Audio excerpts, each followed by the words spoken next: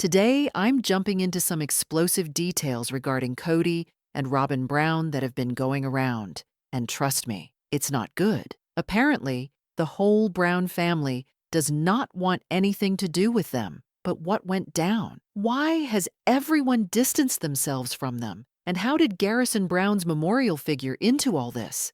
Stay with me, because you won't want to miss the incendiary details that are coming your way. So, here's the scoop.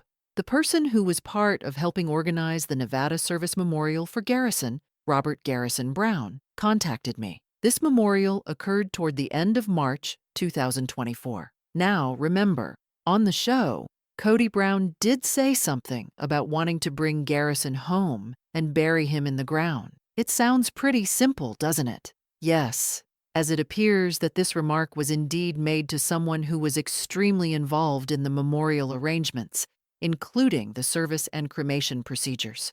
But here's the catch.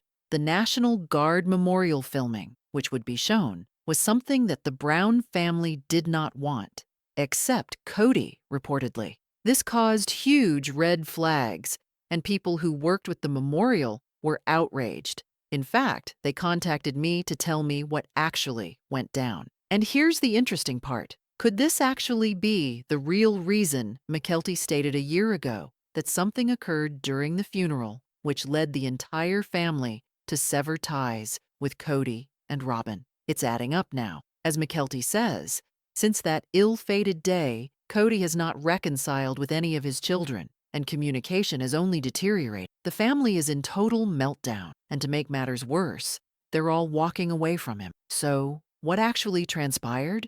That led to this huge schism. Let's find out. To begin with, you have to know a little about Garrison Brown. If you're not familiar, Garrison was a member of the Nevada National Guard. Now, when someone enlists, they're given the option to create a will, establish a power of attorney, and make sure everything is in order for the unexpected. This includes setting up a plan for their family and belongings should something tragic happen while serving. It's a standard procedure for all members of the National Guard. And, as I discovered, Garrison had done just that. And this is where matters began to get complicated. Let's examine closer now how the military deals with memorials for soldiers. You might not know it, but within the United States Armed Forces, there exists a special mortuary services department. It is this team which coordinates the details of a service member's funeral or memorial, from the 21-gun salute to the honor guard to even the memorial service itself. They take care of everything, making sure that the estate is well taken care of, the insurance policies are activated, and the family is provided with all that they need to settle affairs once their loved one has gone. But here's where it gets really interesting. This department doesn't only deal with the ceremonial things, they also deal with the more administrative details. They ensure the family is informed about the service member's will, the division of the estate, and any insurance policy included. Everything is taken care of, so the bereaved family doesn't have to think about logistics during such a sorrowful period. One person who was close to this department and helped with Garrison Brown's memorial contacted me, and what they told me is revealing. Now remember, this is their viewpoint, and I can't authenticate every fact, but I did verify their participation with the U.S. Armed Services and that they helped coordinate Garrison's memorial. So what they said to me may surprise you, or perhaps it may not. But it adds light to some of the very important moments that could have a lot to do with all the family drama we've witnessed. The memorial for Garrison was professionally composed by the Mortuary Services Department, which is headquartered out of Virginia. They are sent out to other locations when members of the armed services die, and they're tasked with the responsibility of taking care of all things from funeral services to management of the estate. The choice between a formal military funeral service and an opting for a private burial is given to families.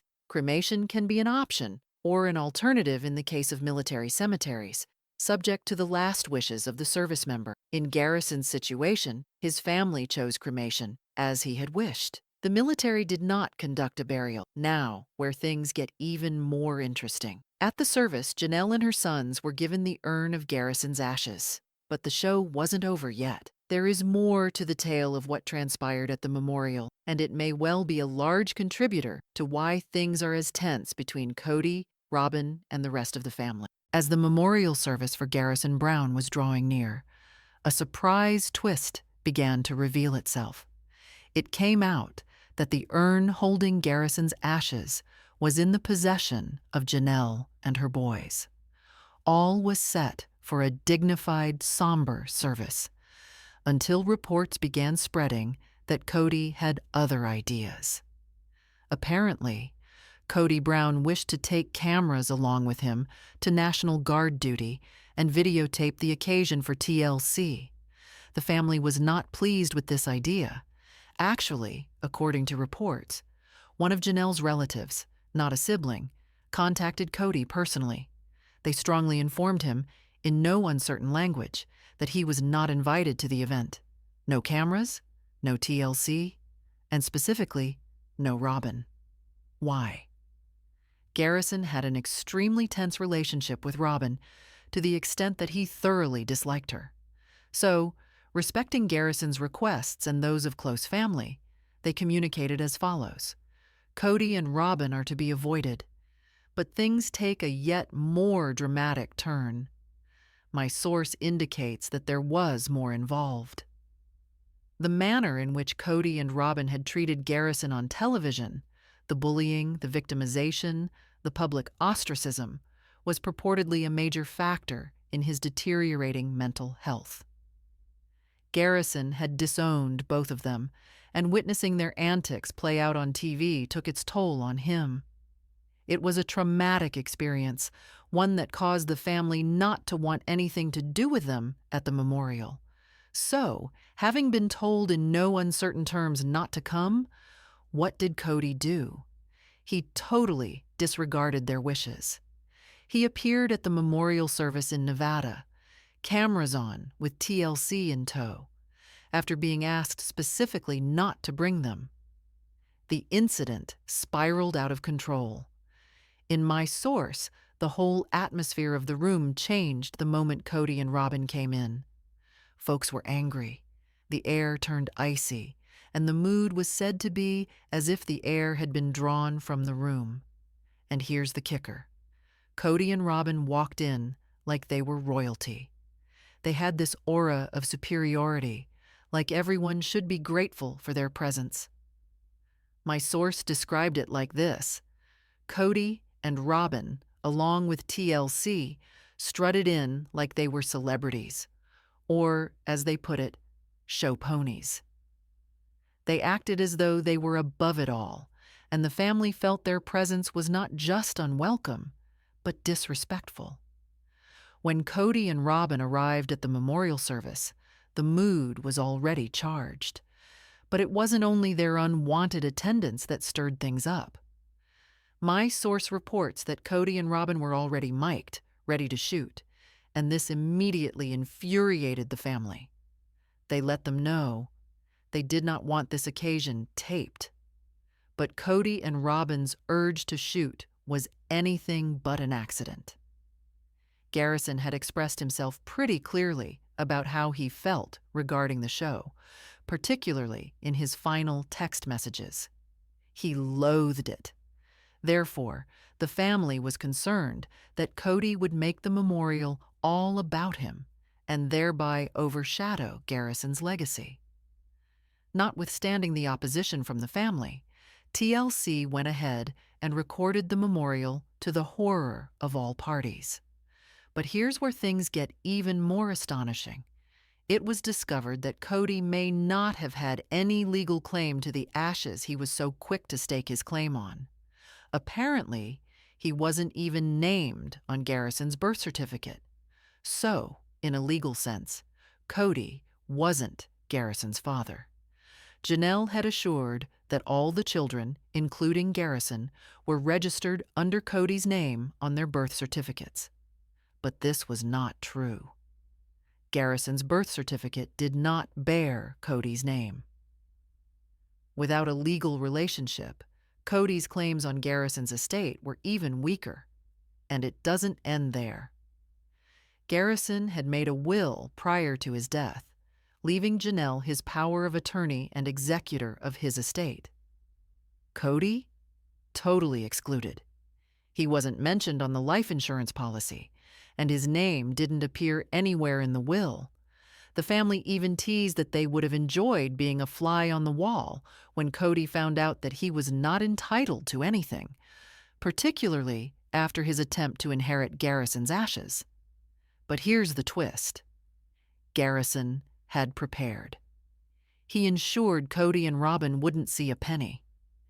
Even in his tragic, premature death, Garrison had done what it took to keep his mother in charge of his estate, so it would be simpler for her to manage everything.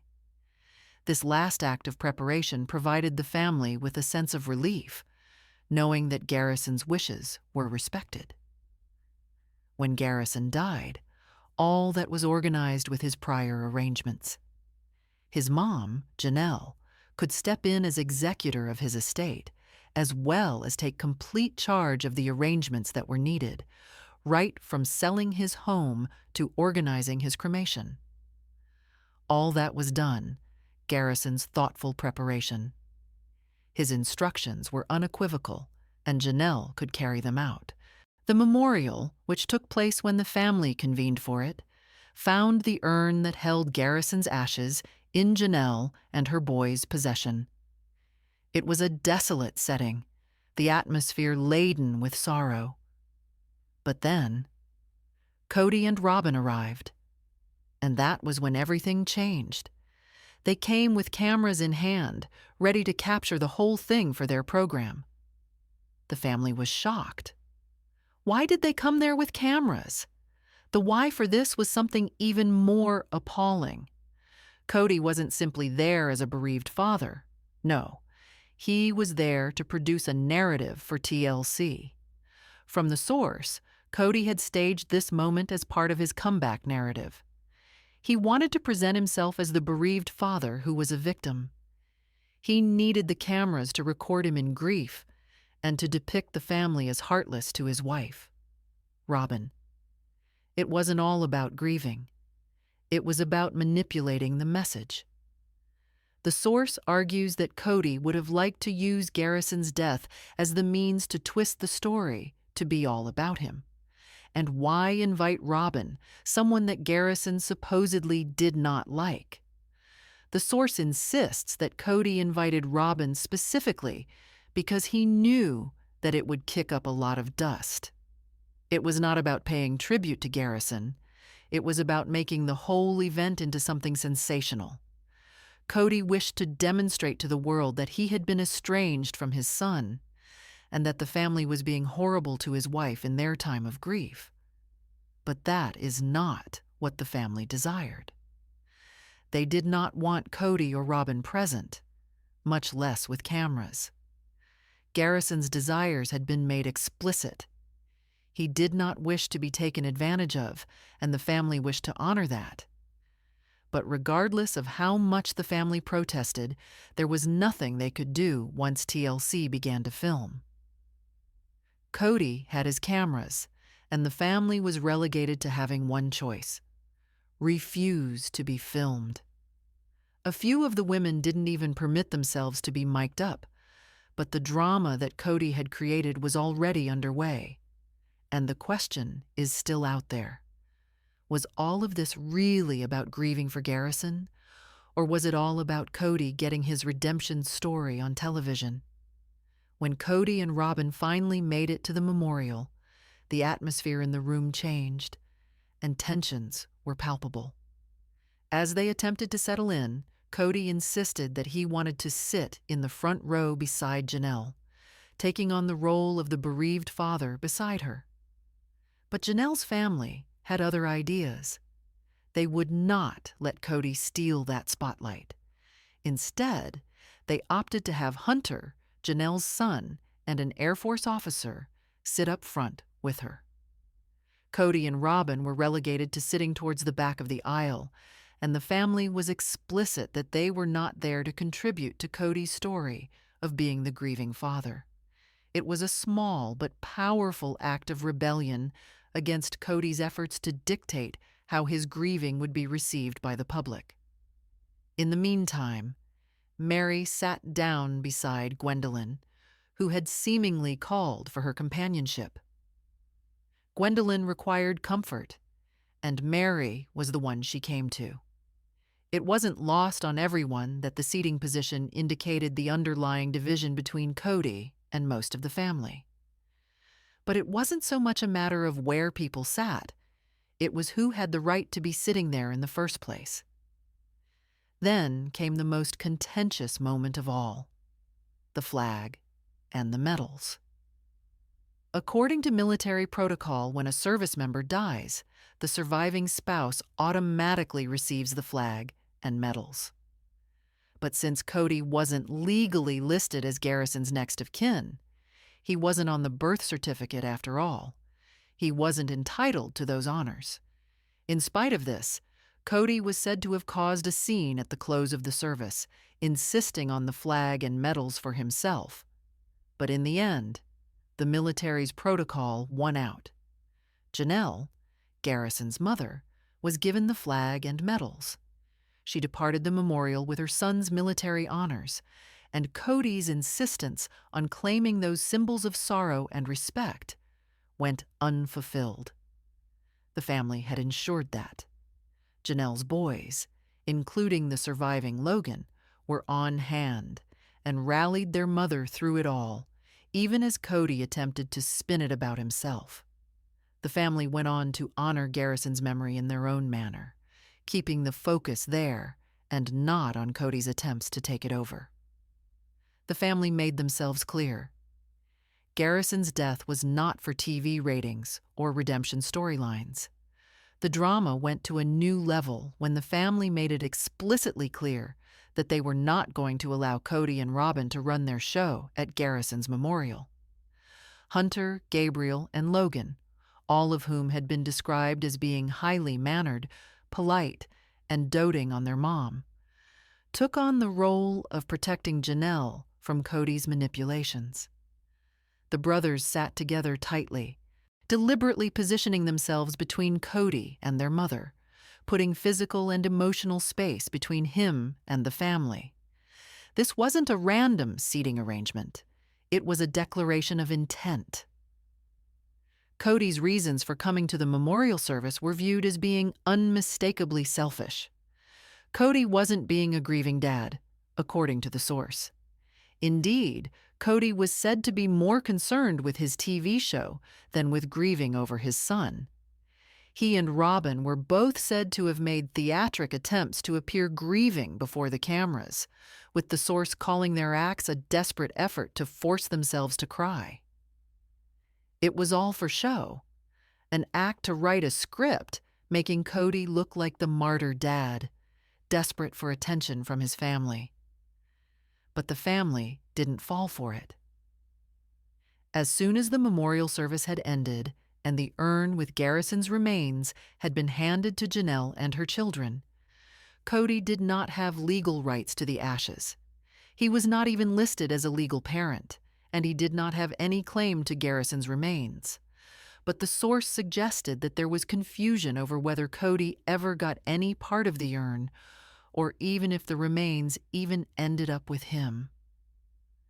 The family remained unsure if Garrison was actually buried in Wyoming, as Cody had claimed he would do for his show's story. It was thought that this notion of a pilgrimage to Wyoming was dreamed up following the memorial, providing Cody with a narrative to chase. The intent was obvious. Cody wished to establish an image of himself as the bereaved father, undertaking a quest in honor of his son. The family, meanwhile, was preoccupied with paying respect to Garrison's wishes, rather than seeing his death be utilized as a narrative for ratings on television. The family's mood was one of overwhelming emotion. They didn't want Cody and Robyn around, and they certainly didn't want them using the death of Garrison for the purposes of the show. Most of the siblings resented the commotion Cody and Robyn were causing. In the eyes of the family, Cody and Robyn hadn't come to grieve. Cody and Robyn had come to make a profit. Cody was attempting to sell the story of the bereaved father, and Robyn was playing the part of the abused stepmother, who was supposedly being ostracized by the family. The manner in which they came, a nearly regal one, like royalty, cemented themselves further as strangers. It soon became apparent to everyone in attendance that Cody and Robyn had absolutely no connection of any kind to anyone in the room. They were not attending to mourn. They were there to manipulate their circumstances for personal benefit, having no real connection to or consideration of the family's sorrow or Garrison's will. The disrespect was even more evident when Cody's own family members would not talk to him at the memorial. This, they explained, said a lot about how Cody had been behaving, his behavior pushing away even those who were supposed to be closest to him. His prioritization of building a story for the show over honoring the truth and the family's desires became all too apparent. They were worried about how the scenario would be shown on television, but more than anything, they were upset over the way Cody had talked about burying Garrison, totally not taking into account what the family wanted. The family insisted that Garrison had specifically stated his desires prior to his passing. He wished to be cremated. Cody's insistence on burial, especially where it appeared to be motivated by a desire to have something for his program to film, was a clear disregard of those wishes. The frustration of the family was evident. They felt that if Cody had proceeded with this, it would have been by manipulating or bullying others into going along.